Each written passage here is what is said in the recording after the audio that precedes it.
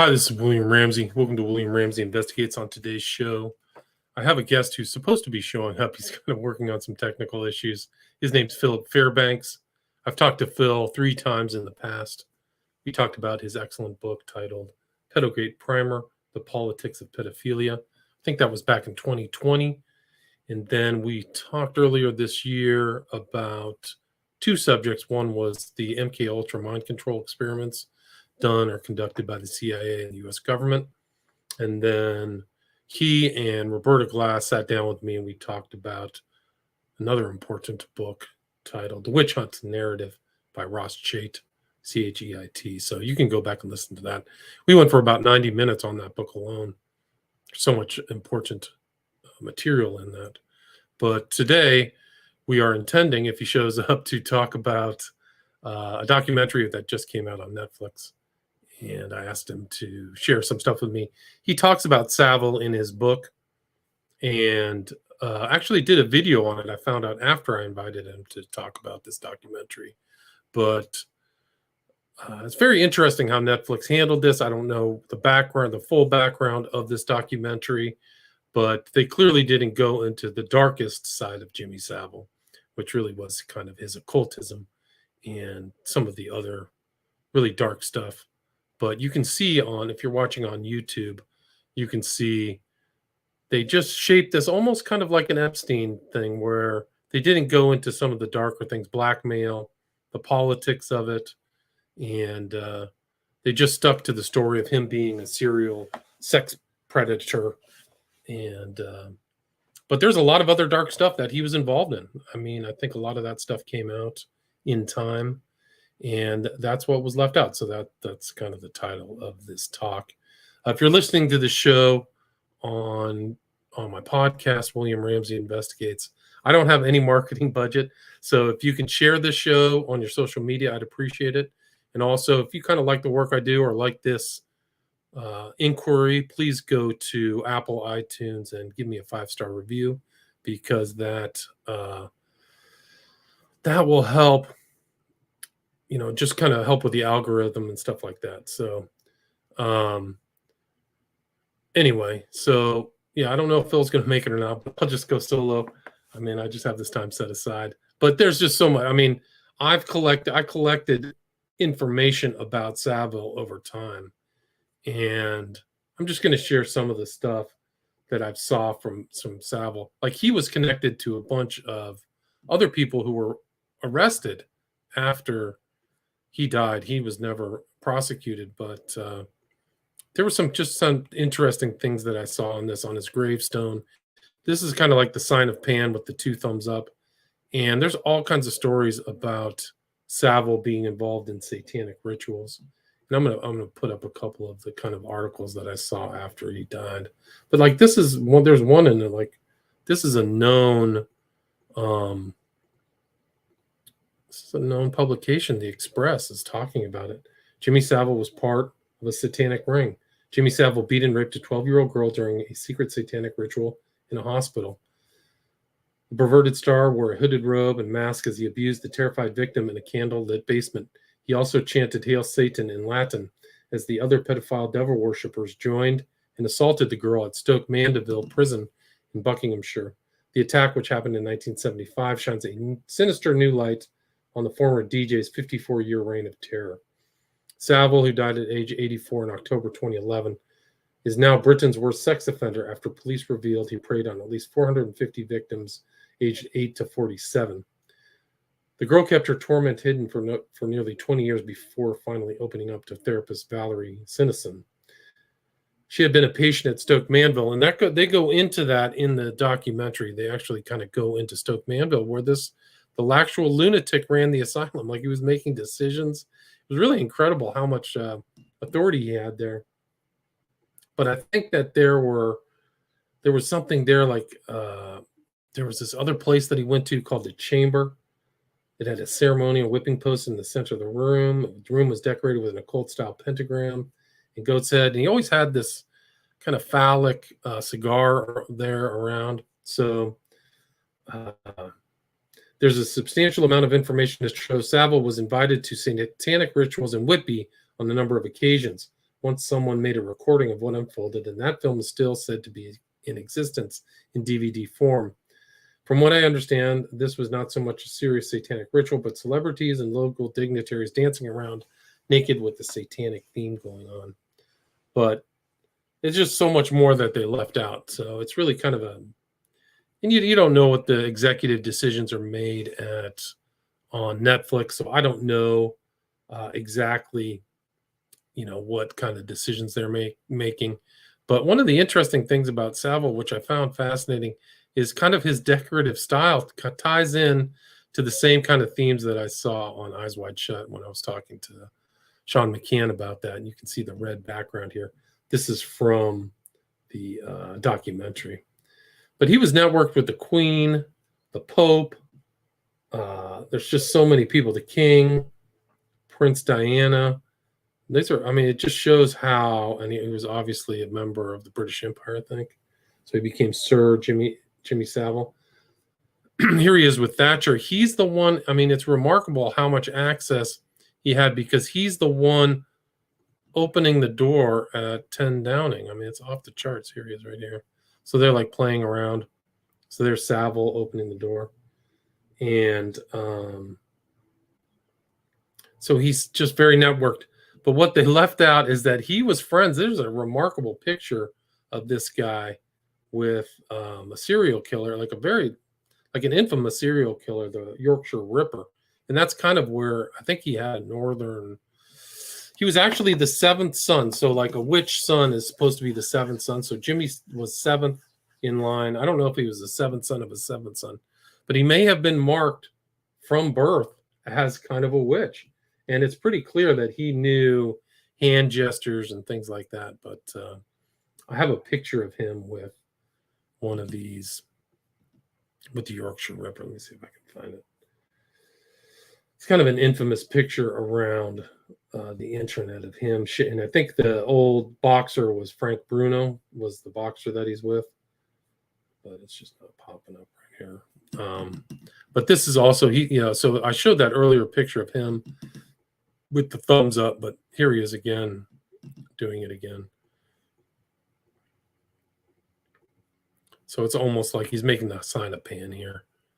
And he had kind of weird ideas. Like he had this weird haircut. Let's see if this is it. He actually reminded me kind of a medieval jester. Like he had that kind of quality to him. But somebody has said that this haircut, like he had this weird kind of serial killer connection to the Yorkshire Ripper and then the Moors murderers. One was Myra Hindley. Somebody said, I read somewhere that he's emulating her here.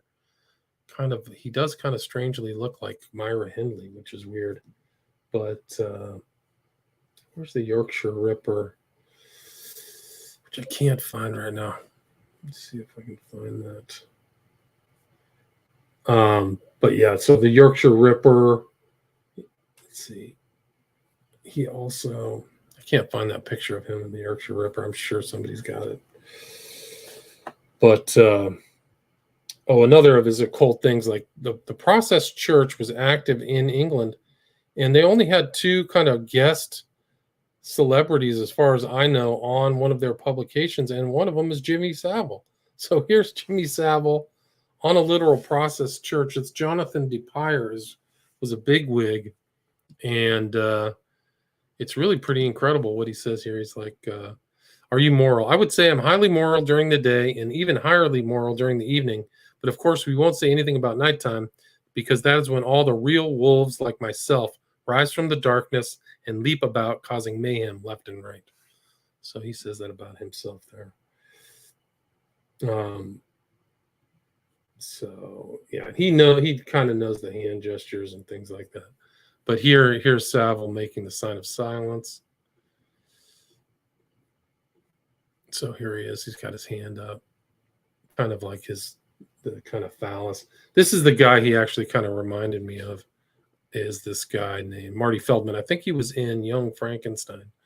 But he kind of had these kind of weird gestures he would do, like this guy, like he was copying him. Or Marty Feldman was copying him. I don't know. They were copying each other or something. but really strange. So here's Savile in some kind of weird druid cloak. I don't know if people have seen this. There's another one of him just wearing strange outfits.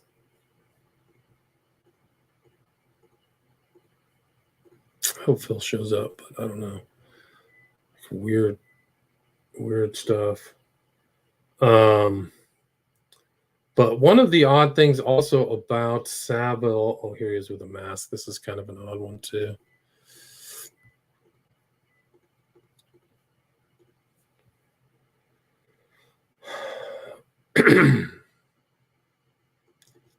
One of the strange things about Savile, he had this kind of country home up in the north of, I think it was in Scotland or something like that. But you can see him here in front of it. He's got his kind of trademark cigar. So he's gesturing for the public. But after he died, somebody went and defaced it. They went and put some graffiti on there calling Savile a beast. So that was pretty interesting. Let me see if I can find that picture.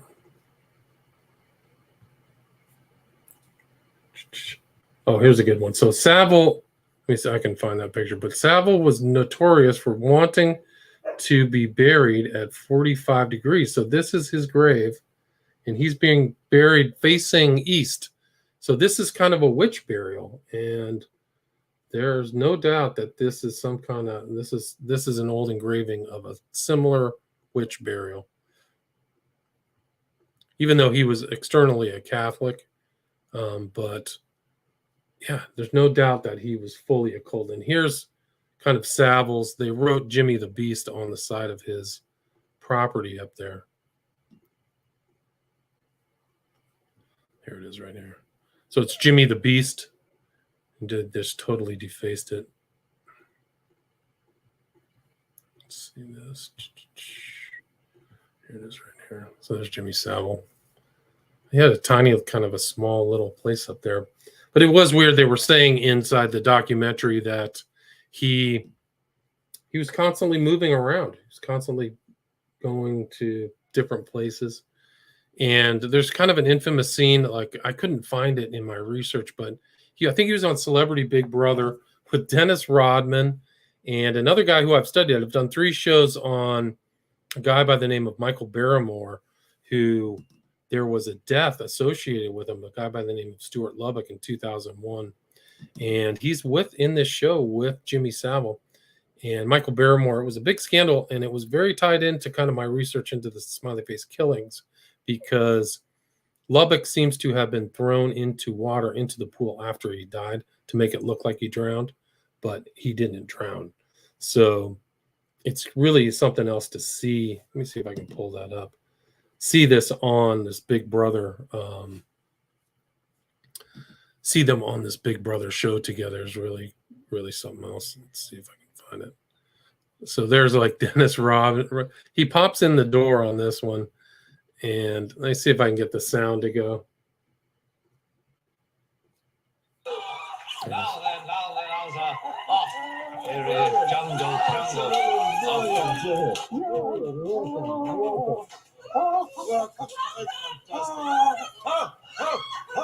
It's a champ. Wait, the champ. I have to see how big you are. Excuse me. That's on the text. Talking to Dennis Rodman. I want you to know that I have a violent temper, but you have nothing to fear from me. Thank you. Good morning. This is JC. This is the legendary Jimmy Savile. You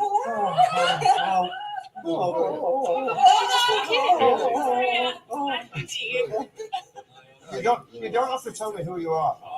I mean, you're looking at a fan. Welcome to this crazy man. I'd like to marry all of you ladies for at least 24 hours. How are you? How are you? Good to see you. Oh, it's the big man. You have nothing to fear from me either. No, neither is he, neither is you. All right, then. Hello, hiya. I know that many fellas love you, but they don't love you with the sincerity and tenderness that I do. And even, I always tell the truth, even when I'm lying. Good morning. Right, now then, if I can tell you why I'm here.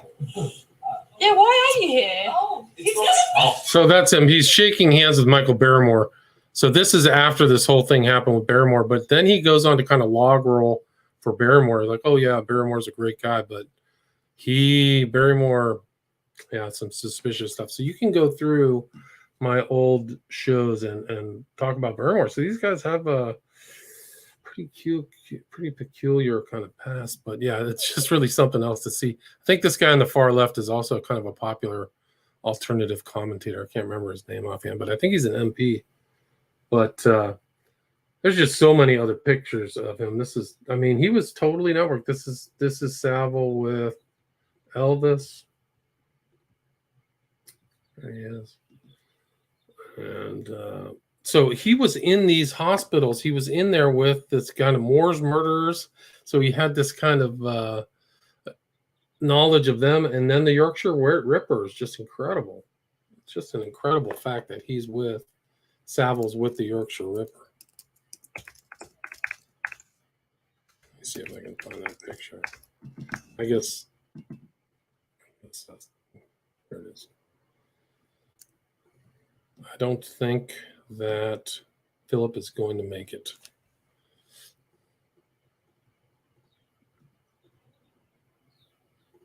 So this is a picture of Savile with, oh, there he is. Philip. I just said that you weren't going to make it. Oh, well, before we get into Savile, let me just give everybody We're live, baby. We're live. Right. Before we get into Savile, this is a public service announcement, honestly. If you need a smartphone and you have less than $100, just don't get a smartphone. Because a $50 Vivo, you ever heard of a Vivo? No. Like Chinese text comes up and 3/4 of the apps that I need literally cannot be downloaded on this machine. Oh, but it's got an Android, Fun Touch OS based on Android operating system, which is why it's literally, anyways, in between that and laptop dying on me again, I forgot it was Monday, Thursday yesterday. You know, I never did the whole Holy Week thing, being raised Baptist, but nothing was open to even get a replacement battery for the laptop that died on me for like the second time this year so far. But yes, I am here. Sarah said Serio, late but in earnest. Well, you are right on time because we're talking about Savile's relationship with the Moore's murderer and the Ripper, which I'm showing on screen if you can see it. Which they absolutely don't mention in the documentary. And that's something I wanted to say. Like, if you want to watch the documentary. It does have some value. Anytime you let the victims and the people who know somebody give them a chance to speak, that's valuable. That said, like, there's just something really weird about the fact that they would ignore the fact, like they mentioned Broadmoor multiple times, but not the fact that he hung out with Ian Brady and Peter Sutcliffe, the Yorkshire Ripper there. That's just kind of odd, right? Right. It's crazy. It's absolutely such an important part of the story. One of the Yorkshire Ripper victims was found within throwing distance of Savile's place, right?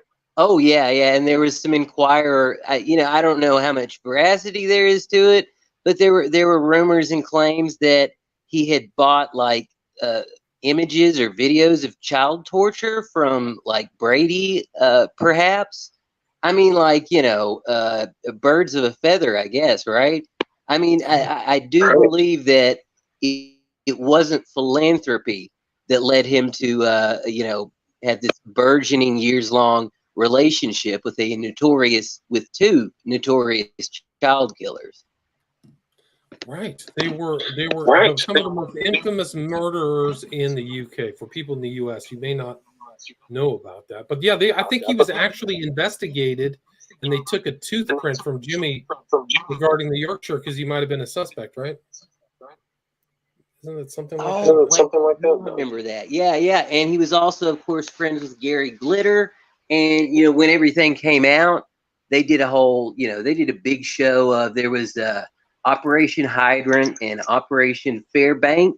Not Fairbanks, no relation. Also Operation U Tree. Do you remember that? In U Tree, yeah, there were like a half a dozen of what they called historical institutional abuse inquiries. But sadly, like even the cops were saying, like, yeah, we didn't know what we were doing. We didn't prepare our witnesses right, and I think that's putting it nicely.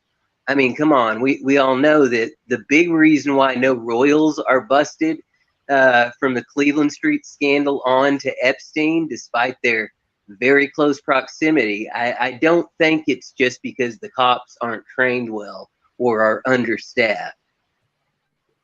Right. It's just incredible. And he was given a house at that hospital too, right? So like the lunatic was running the asylum. He literally, yeah.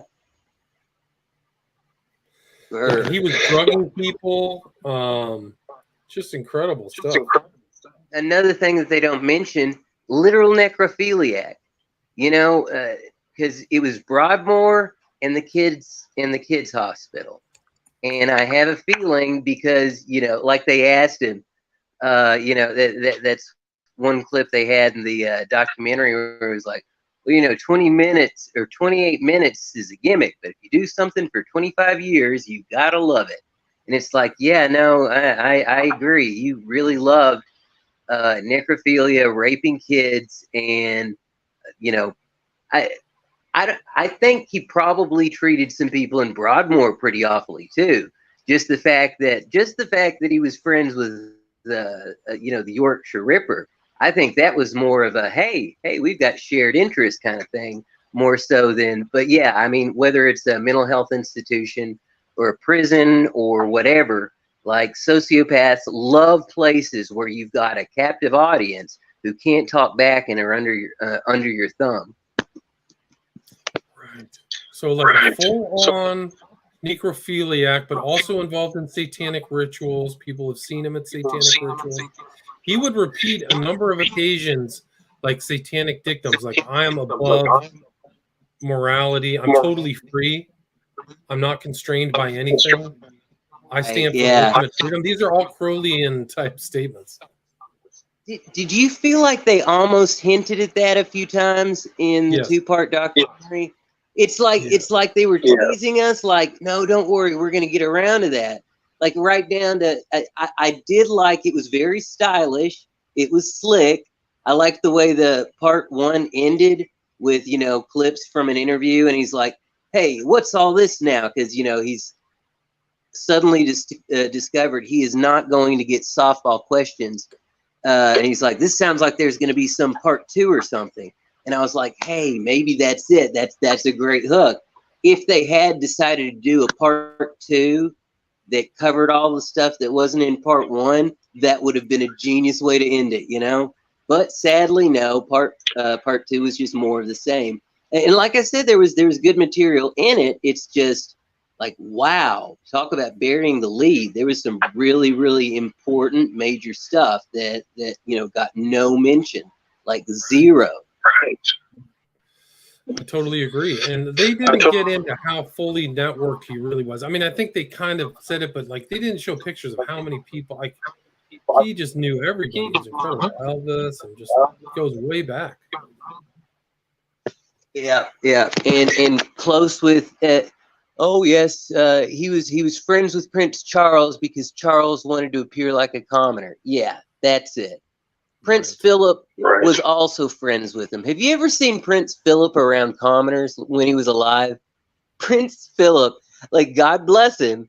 I mean, like, it's honest. You know what I mean? Like some elitist bastards will like pretend to care about common human beings, but not Prince Philip.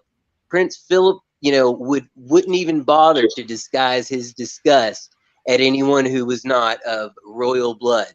So yeah, I do not buy the fact that the entire reason why Prince Charles was connected was, you know, just trying to get some street cred from the ordinary folks. Because if so, then why was the Queen and Philip and Andrew and the rest of them all quite chummy? They would go out together. They would go places together.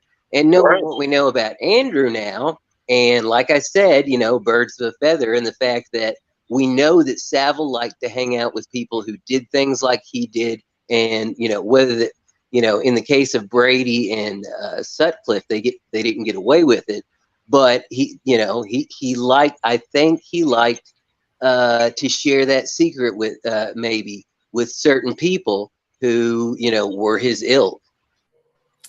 Right. He's clearly, yeah, hanging out. He knows his own. Seems like I want to play this video right here. This is him going straight into the royal castle. Watch this. This is incredible. They just don't even check any of his bags.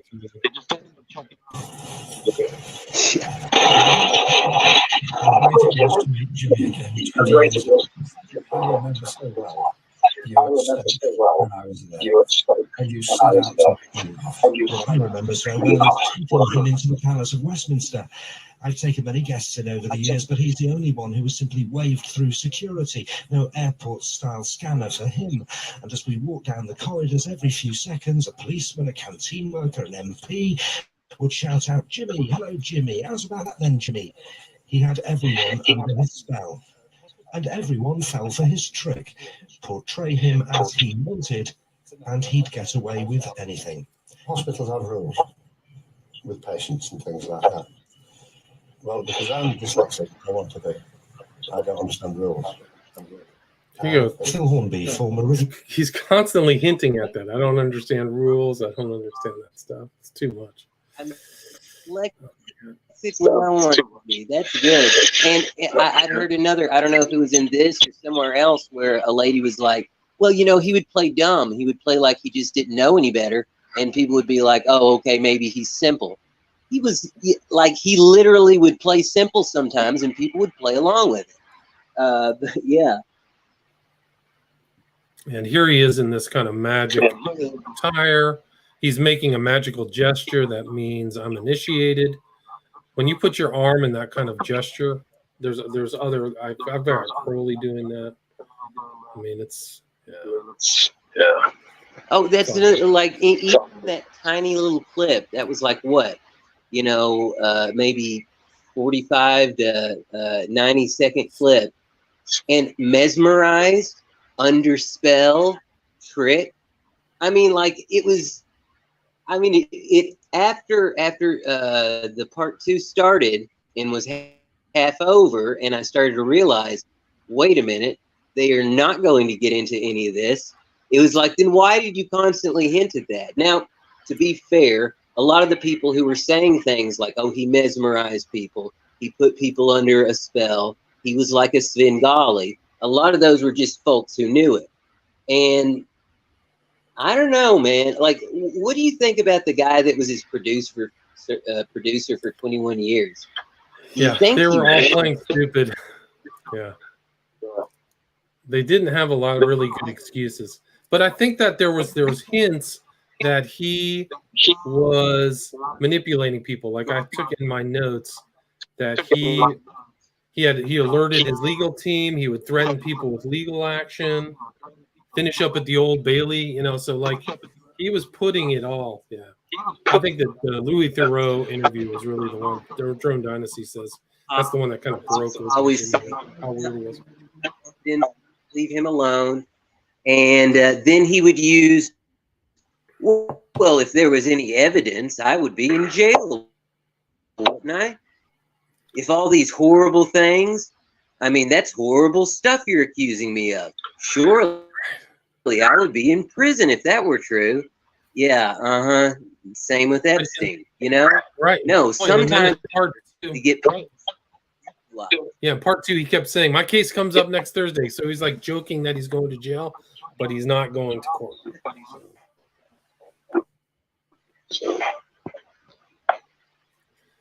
Yeah, really strange. I don't know. Maybe if next Thursday was a euphemism for Judgment Day, then he has had his trial. And I don't know.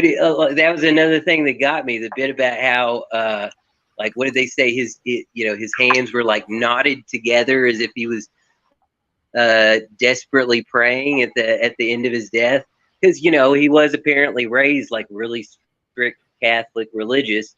But I mean, like, so was Crowley.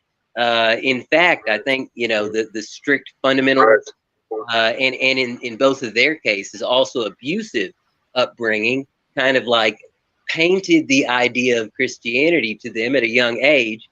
So I mean, like, if you got abusive parents who use the Bible to justify their abuse, yeah, I could see where you might get the idea that maybe, I don't know, maybe the devil's the good guy and everybody was lying. I can get that, but no, I don't know. I don't know if I buy that. No, and that's another thing I wanted to bring up though, is like, it's hard to tell with him. Yeah, I definitely believe there's an occult angle.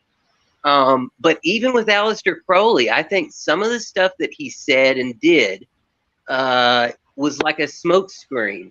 Like, what's the bit from the Book of Lies about you take a child of perfect intelligence and you sacrifice him?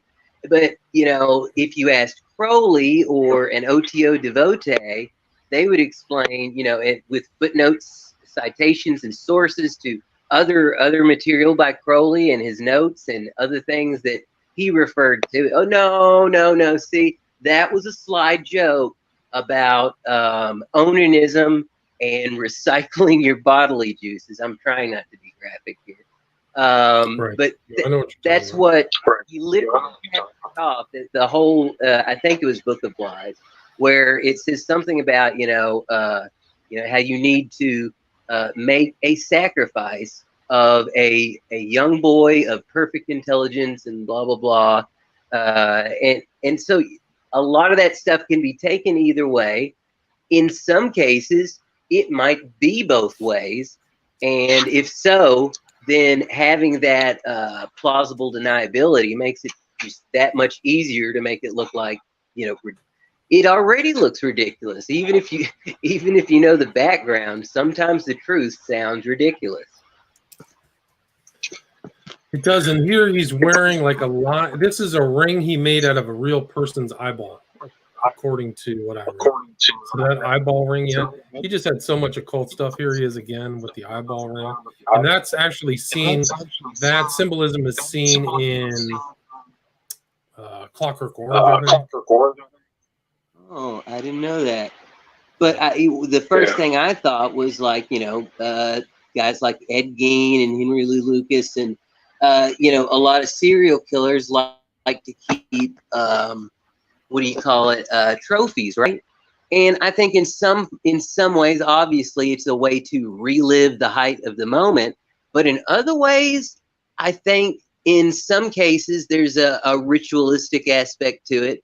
And I want to be really careful when I say ritualistic, like certain obsessive compulsive behaviors can be considered ritualistic. Like I think when people use the term ritual or ritualistic, they get something in their head that like, oh, you believe that like, the Illuminati can fly on broomsticks or something. No. I mean, I wake up in the morning and I have a cup of coffee. That is my daily ritual. Right. And it's not a magic trick, but if I don't abide by that trick, my day will be cursed. So yeah, a ritual doesn't necessarily have to be occultic or satanic, but in the case of Crowley, yes, ideology, and like William James was also interested in mysticism, and he played with nitrous oxide. He had a quote unquote enlightenment experience and saw like samadhi and satori under the influence of laughing gas. So even before Crowley, there's been kind of an interplay between the social sciences and psychology and the occult. I don't know if Dr. Christopher Hyatt, the author of the Sociopath's Bible, is to be believed. I mean, you know, when you're going to write a book called, like, it was the Psychopaths or the Sociopath's Bible, but if you're going to write a book with that title, I mean, you know, you should probably take that person with a grain of salt if the whole purpose of the book is to teach you how to be manipulative and get over on people and succeed by, you know, amorality or whatever. But yeah, one of the most interesting things about Hyatt is he was a practicing psychiatrist or psychologist for years and then got into the occult. And he claims, I don't know if he's right, but he claims that that's not that uncommon for people in high levels of social sciences and psychology to end up kind of getting into the occult. And it makes sense, really. Like, you know, Jung, you know, I mentioned William James, but I used to, like, as a teenager, I had Alchemical Types by Carl Gustav Jung. And what fascinated me about that was how, like, the zodiac and alchemy and all this stuff, dude, it's just personality types. It's just superstition mixed with, you know, basic personality tropes that, if you understand how they interact with each other, could be useful in some ways. I think the scariest thing about magic is whether it's supernatural or not, it works sometimes. Right. Here you go. Moore's Murders, Jimmy Savile, part of Pedo Ring with Ian Brady and Myra Hindley. Oh, that's right. Before I forget, and Myra Brady, of course, went to an all-women prison. Guess who she ended up having a relationship with in prison? Rose West? Fred and Rose West. By the way, that story always bugged me too, like, not just because it's incredibly graphic and awful, but the fact that he was known by the cops, just like Gacy. He was known by the cops. They knew he was a criminal and did awful things, but he would also, quote, grass on folks. He was a narc. He was a narc, so he got away, you know? They liked the fact that he stayed, you know, with an ear down to the ground when it came to crime and whatnot, so they used him. Right, so here's the highlight here. It is known that Savile visited them both inside. I believe they were in a rig of some sort. That's crazy. Yeah. I mean, like, they definitely at least bonded over shared interests, I'd say. Right. I mean, and there's, I think he was alleged to have might have killed a 12-year-old girl. Have you heard that, Savile? What's that? Have you heard that Savile maybe have been involved in the murder of a 12-year-old girl? Oh, I'm not sure if I'd heard that. I can't recall off the top of my head. But knowing that he, at the very least, you know, raped terminal children, and some of them after their death and before their death, that's another thing that, you know, the necrophilia, not once mentioned. Dude, why did he want to work at a children's hospital? It wasn't even just proximity to victims. That's, I mean, like, it's bad enough, but, like, on top of that, he had this desire to, once they were dead, he wanted to, you know, defile their corpse and take control over their body one last time. He was definitely a control freak. By the way, I see some comment about the VIP pedophile ring. It was at the Kincora thing. I remember, what was it? The ICPE or IPCE. There was the International Emancipation of Pedophiles and Children. Or it was some, like, it was basically Prostasia and NAMBLA for the UK.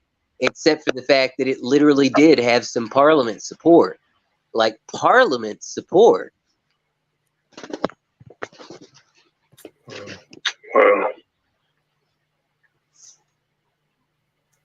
Myra Hindley exposed as a practicing witch whose occult links lead to Jimmy Savile.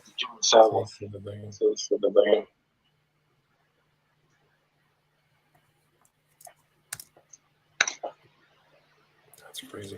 You still there, Philip? Yeah. Yeah. Now, I didn't know much about the possible connections between the Moors murders and the occult, but just in general, you were talking about Crowley and free will and the will to power and, this Nazi-esque Nietzschean stuff. No, I mean, like, what is it?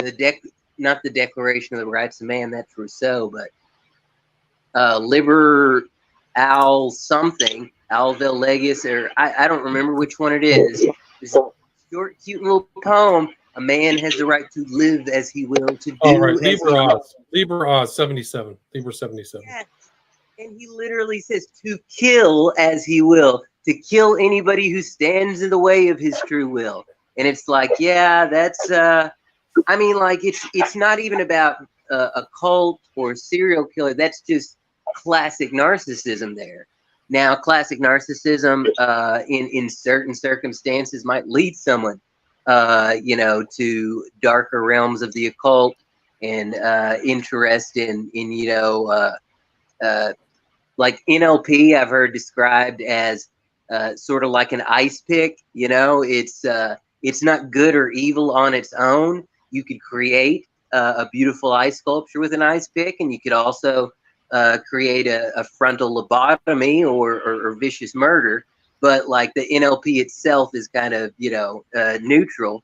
But yeah, certain people who are interested in, manipulation and control, whether they're implicitly satanic, like the idea I have for, and it fits with LaVeyan Satanism, there is like an undercurrent of fascism and I only care about myself. And the 80s, by the way, it wasn't until like I was, through the 80s. I lived through the 80s, and then it was like late in the 90s when I started to realize, dude, like all the music I listened to, not to mention, the books and the literature that I'd read from the 20th and 19th century, I wouldn't call it necessarily satanic, a lot of it. Like Blind Melon or Nirvana, they don't necessarily talk about like Slayer, Metallica. You could arguably call that satanic, but not so much Blind Melon or Stone Temple Pilots or Hole or Nirvana. But if you listen to their lyrics, it's 80s American culture was consumerist, narcissistic, self-obsessed, and often interested in some really dark stuff. That Blind Melon song, Toes Across the Floor, about bestiality on the same album. I was a kid listening to this stuff and it went over my head. Then one day, like, I woke up and I'm like, hey, wait a minute. Did he just say make a lampshade of durable skin? And then I realized that song, when will I realize that this skin I'm in, hey, it isn't mine. It's about a serial killer who kills people, wears their skin and turns them into lampshades. Like, that's not like on the same album as the one about, bestiality and other just really dark themes. It doesn't come through necessarily, even sometimes. Like, it can be a peppy sounding song, but yeah, I think whether it's implicitly occult or not, there's something that I would call like subconscious Satanism, which is just a sort of narcissism and lack of empathy that lends itself very well to fascism and the idea of social Darwinism and the will to power and might makes right and all that stuff that Anton LaVey and Michael Aquino really got into. Right. And this guy is connected to other pedophiles. So I think Cliff Richards was investigated or something, like they were both. And then this Jill Dando murder. Have you ever heard of Jill Dando's murder and her tie to this whole network? Or her investigation into it? Name off the top of my head, I can't think of who it is, but she was a famous TV presenter in the UK who like was coming home and somebody shot her as she was going through her door, and people have tied it to her investigation into this kind of pedo network.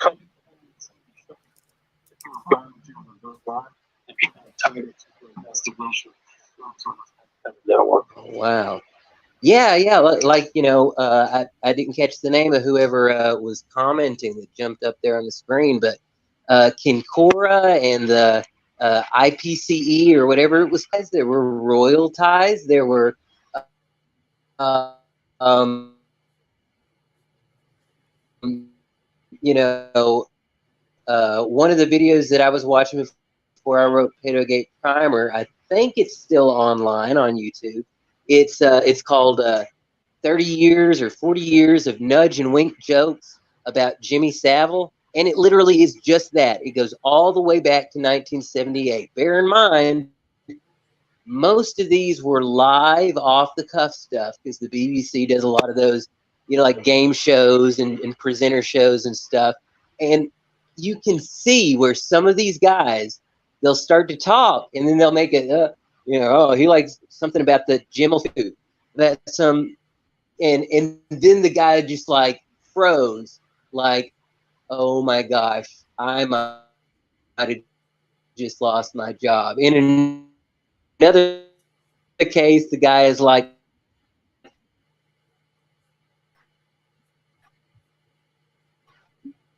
I think we just had some technical difficulties. I believe we went off the air in a few counties there. Apologize for the. And I'm like, yeah, I bet you went off the air. Like, yeah, I don't know who cut the power, but yeah, very known as when the Sex Pistols released "God Save the Queen." She ain't no human being. It hit the top 10, even in the UK. And because the Brits are so weird about their royalty stuff, I believe that at least for a time they would put asterisks to kind of like it was like God's stuff, but it wasn't that they kicked him out of the BBC for 4 decades. No, he was on with John Peel. You know, is it John Peel? Recorded with it was the Beatles. Recorded, and they kicked it 40 plus years.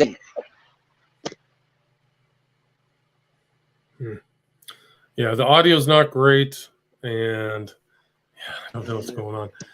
Phil, is there anything you'd like to add? I mean, where people can get your book, right? From you. What's your website again? PhilFairbanks.com. And if you hate Amazon as much as me, yes, I still use Amazon because, I mean, you know, it's how's the old joke go? It's a crooked game, but it's the only one in town. But yeah, no, you can pick it up at Amazon, but it's also at Barnes & Noble, Target, Books A Million. You know, there's a store in Poland. There's a store in Taiwan. There's a store, you know, online retailers at least in like, you know, 5 or 6 different countries, from Australia to Asia to Europe to the US. So Pedogate Primer, the politics of pedophilia. But like I said, hit up PhilFairbanks.com and you can find all my contact info. If you can't afford a copy, I will send you a copy because, you know, for this book especially, I knew it would happen eventually. I didn't think it would take almost 2 years, but like a couple of months ago, some guy, oh, this guy is just cashing in on that whole Pizzagate and QAnon. Somehow, I figured out that there was going to be a Pizzagate and QAnon 15, 20 years of my time, waiting for it to become marketable. No, no, that's not at all the case. And that's, because I knew that somebody eventually would say that. I do always try and make sure to offer the book for free because, on a topic like that, that's the last thing you want to be accused of, is being like a profiteer off of misery. But I do believe it is kind of an important book because I do try to steer away from the, too much conjecture. And because there's a lot of stuff that I believe may be so, but unless I have evidence to say it's so, I keep that to myself and, the occasional podcast. Right. Yeah, the Pedigate primer does cover some Savile, some larger kind of networks, political networks, stuff like that. So people can go check that out. But yeah, the audio is not great. So I'm just going to let this one end. Thanks, Phil. Thanks for your time. Oh, sorry about that, man. That's okay. Take care.